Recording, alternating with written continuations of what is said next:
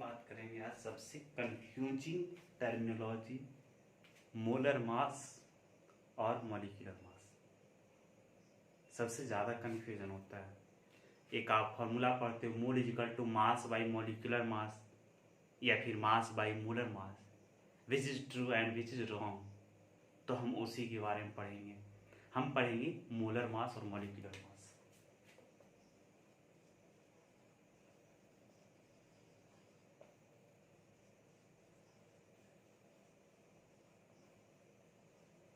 क्या दोनों सेम है? नहीं, दोनों अलग अलग चीज है। मोलर मास नाम से ही पता चल रहा है कि मास, किसका मास?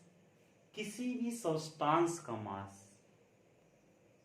मॉलिक्यूलर मास, मास किसका? किसी भी मॉलिक्यूल का मास।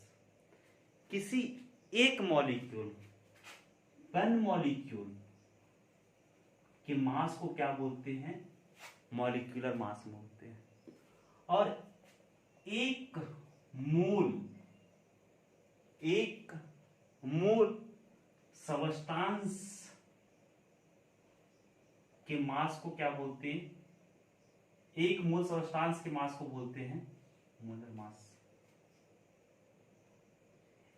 एक मोल में कितने आते हैं? Equal to Avogadro number 6.023 into 10⁻23। इतने मॉलिक्यूल्स या फिर इतने एटम्स अगर रहते हैं तो उसको बोलते हैं मोलर मास।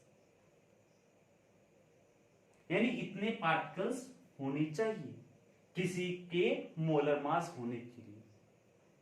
इसके अगर यूनिट की बात करते हैं तो ग्राम पर मोल होता है।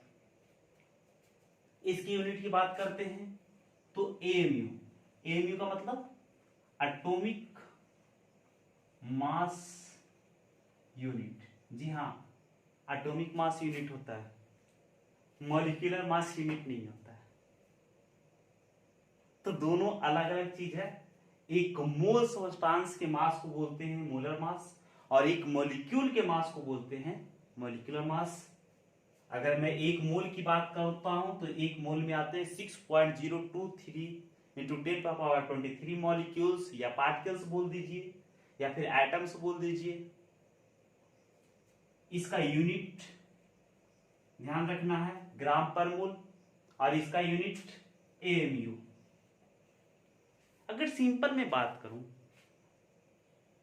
दोनों के, अगर मैं मास की बात करूं कि सर वाटर का मोलर मास और मॉलिक्यूलर मास हमें एक्सप्लेन कर दीजिए थोड़ा सा, तो देखिए वाटर हो गया। आप एटम्स को जोड़ के मॉलिक्यूल बनाते हो। इसमें एटम्स जो है वो हाइड्रोजन और ऑक्सीजन है। आपको पता है 2 हाइड्रोजन और 1 ऑक्सीजन है। टोटल कितने आ जाएंगे? तो इसके 1 होते हैं 1 हाइड्रोजन के, तो 2 हाइड्रोजन के 2 और 1 ऑक्सीजन के आप 16 मान के चलते हो। 15.999 तो आप 16 मान के चलते हो। ओवरऑल कितना हो गया? 18। क्या 18 क्या? हाँ, एएमयू। 18 एएमयू। इसकी अगर मैं बात करूं तो क्या होता है कि आप H2O को अगर यहां पे लिखिएगा तो कितना हो जाएगा? 18 ग्राम। कितना होता है? 18 ग्राम। आप जनरली मॉलिक्यूलर मास और मोलर मास दोनों एक ही समझ लेते हो।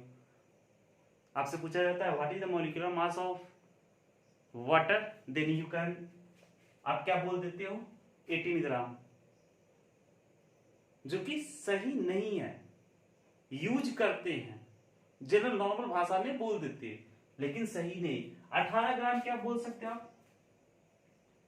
एक मॉलिक्यूल का मास की अगर बात करूं, एक मॉलिक्यूल H2O की बात करूं तो क्या है? 18 बाई 6.23 इंटू 10⁻23।